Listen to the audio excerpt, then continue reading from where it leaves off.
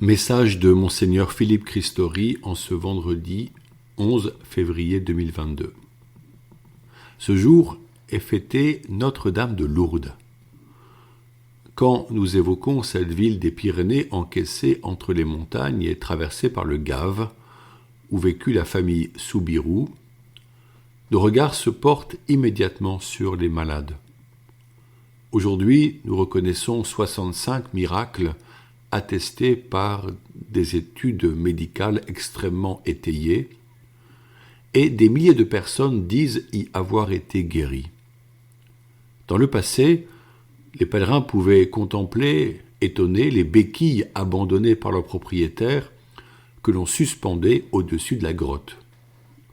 À Chartres, l'hospitalité est une institution très vivante, animée par des centaines de membres, qui offre à de nombreux malades la joie de vivre 5 journées spirituelles et fraternelles à Lourdes, où la présence de la Vierge est palpable, où la simplicité de Sainte Bernadette rejoint chacun dans sa situation sociale propre.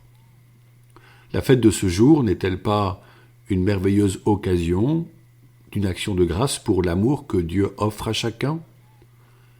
Elle nous invite à nous questionner sur le soin que nous donnons aux personnes fragiles et dépendantes. Malheureusement, un scandale éclate dans les médias, relatant des maltraitances imposées au sein de maisons de retraite. C'est un drame très choquant. Nous avons conscience que ce n'est pas l'ensemble de ces maisons qui sont mises en cause.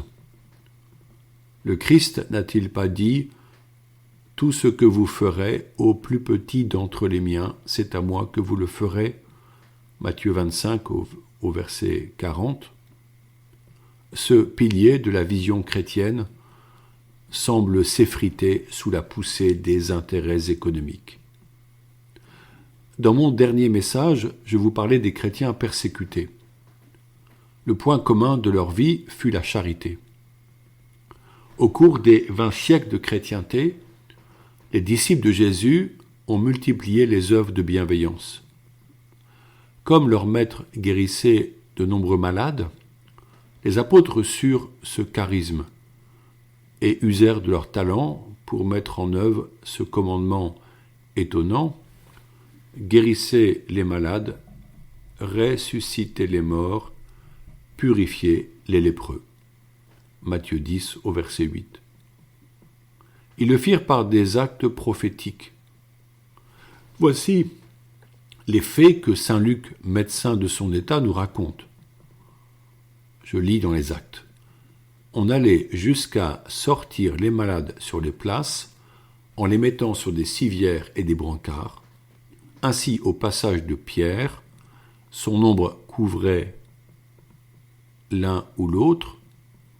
La foule accourait aussi des villes voisines de Jérusalem, en amenant des gens malades ou tourmentés par des esprits impurs. Et tous étaient guéris. Acte 5 au verset 15. Depuis les premiers siècles de notre ère, les chrétiens continuèrent ces soins en développant un réseau incroyable d'abbayes, d'hôtels-dieux et de dispensaires où les malheureux trouvaient le gîte et quelques soins. Ainsi, il est impossible de compter les milliers de saints et de saintes qui se donnèrent pour les autres et qui fondèrent des œuvres de charité. C'est l'Église qui voit dans le pauvre le visage et la présence du Christ. Sainte Teresa de Calcutta demandait aux missionnaires de la charité de soigner chacun comme elle le ferait pour Jésus. À moi aussi, une sœur me dit dans un abri de New York: « Ce café que tu prépares pour ces personnes cassées par une vie déstructurée, prépare-le comme si tu l'offrais à Jésus. Sers ces hommes comme tu servirais le Christ. » Quelle leçon de vie spirituelle ce fut pour moi. Au XXIe siècle, le soin des personnes nécessite des techniques et des machines de haute qualité et de grand prix dans les hôpitaux. Tout se fait selon des protocoles contrôlés, des chartes garantissent la sécurité du malade. Mais n'a-t-on pas perdu notre âme et notre simplicité, celle du bon samaritain qui ne s'encombre pas de précautions en installant ce moribond sur sa monture? En d'autres temps, saint Vincent de Paul offrait un lit au malheureux, lui prodiguait quelques soins et offrait des paroles consolantes. Pour le reste, il s'en remettait à la providence divine. La mort faisait partie de la vie courante, elle était au rendez-vous quand Dieu le décidait. Aujourd'hui, nombreux sont ceux qui cherchent à mettre la main sur la vie. Pourtant, elle reste un don à choyer quand elle est là, puis à accepter de remettre entre les mains de Dieu le temps venu. La technique, si utile soit-elle, ne peut pas remplacer l'amour. Au sein de notre Église catholique, parmi les chrétiens, on peut trouver des brebis galeuses et des loups. Paul nous a prévenus, je le cite, « Après mon départ, des loups redoutables s'introduiront chez vous et n'épargneront pas le troupeau. Même du milieu de vous surgiront des hommes qui tiendront des discours pervers pour entraîner les disciples à leur suite. » Acte 20 au verset 29 et 30. Quand au nom de Jésus, nous voulons faire du bien, le démon n'est pas loin pour nous décourager, ou pire, pour contredire notre élan et le briser. Ses armes préférées sont l'esprit de division et le découragement. Face à cela, nous cherchons à aimer. Il est heureux d'être entre frères et sœurs attachés à la parole de Dieu pour discerner et persévérer vers le bien espéré. Nous constatons que la charité en acte est le propre de l'activité ecclésiale depuis 2000 ans.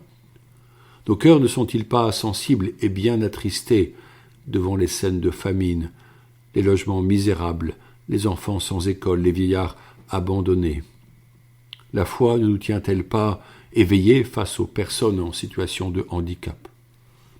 La maltraitance est insupportable et elle éveille notre compassion pour les personnes affligées, mais aussi des sentiments violents à l'encontre de ceux qui profitent de la fragilité d'autrui pour créer un vaste business aux dépens de ces personnes. Cela doit être mis en lumière pour façonner un monde meilleur. Le Christ nous invite à venir consommer sans argent, sans payer, gratuitement. Me revient à l'esprit l'association À Bras Ouverts, dont l'objet est d'amener des personnes dépendantes d'un handicap pour des sorties et des week-ends, en les réjouissant et en offrant du repos aux aidants, à commencer par les parents. La présence du Christ en notre cœur nous conduit à considérer les autres avec amour et à nous pencher sur la souffrance. Cultiver l'amour pour être authentiquement humain, n'est-ce pas le projet de toute vie? Récemment, des responsables d'associations diocésaines engagées dans l'entraide et le soutien des personnes en précarité se sont retrouvés pour méditer le récit du bon samaritain, Luc 10 au verset 25 à 37, et prier le Saint-Esprit afin d'entrevoir comment cette parabole de Jésus éclaire les actions menées. Ce fut une rencontre priante et fraternelle, non pour dire ce qui se fait, mais pour écouter la voix du Saint-Esprit et être conduits ensemble sur un chemin nouveau. Les mots qui ressortent sont l'amour, le relais, être ensemble, l'écoute, faire avec. Cet échange fut dans l'esprit du synode, non point un espace où chacun viendrait présenter, voire défendre sa structure associative, mais la communion familiale de frères et sœurs désireux de se mettre à l'écoute du Seigneur Jésus. Certes, cela n'est pas facile car il faut se mettre en route comme Abraham sans savoir vers où aller. Quitte ton pays, ta parenté et la maison de ton père et va vers le pays que je te montrerai. Genèse 12 au verset 1. C'est un défi que de lâcher nos sécurités, nos ancrages. Nous préférons prévoir et nous organiser avant un voyage, a fortiori un changement de vie. Le synode actuel de l'Église n'est-il pas une merveilleuse occasion d'être éclairé par l'Esprit Saint avec nos frères et sœurs plus pauvres? Peut-on se laisser guider sur des chemins nouveaux pour prendre soin d'eux, être auprès d'eux, les accompagner, intégrer leurs désirs et finalement créer ensemble une communauté de vie? Comment permettre à toute personne d'être à son écoute et d'entendre ses idées pour élargir nos projets? Notre rêve serait que surgissent de nouveaux Vincent de Paul, Jeanne Jugan, Camille de Lélis, Jean de Dieu, Teresa de Calcutta, etc. Possiblement, ils sont déjà nés, et nous devons ouvrir largement nos cœurs et nos groupes pour qu'ils prennent leur place dans l'Église et apportent leur nouveauté. Tout chrétien doit savoir se laisser interpeller et bousculer. L'accepterons-nous? Invoquons Notre-Dame de Lourdes, mettons-nous sous sa protection, qu'elle vienne soulager la souffrance des malades par sa présence consolante. Que tous les fidèles qui prient volontiers le chapelet le disent en ce jour, afin que nous tissions des liens de compassion et de consolation entre nous. Je vous propose la prière à Notre-Dame de Lourdes de Saint Jean-Paul II. Je te salue Marie, femme de foi, première entre les disciples, Mère Vierge, Mère de l'Église, aide-nous à rendre toujours compte de l'espérance qui est en nous, ayant confiance en la bonté de l'homme et en l'amour du Père. Enseigne-nous à construire le monde de l'intérieur, dans la profondeur du silence et de l'oraison, dans la joie de l'amour fraternel, dans la fécondité irremplaçable de la croix. Sainte Marie, Mère des croyants, Notre-Dame de Lourdes, prie pour nous, ainsi soit-il. Bonne journée.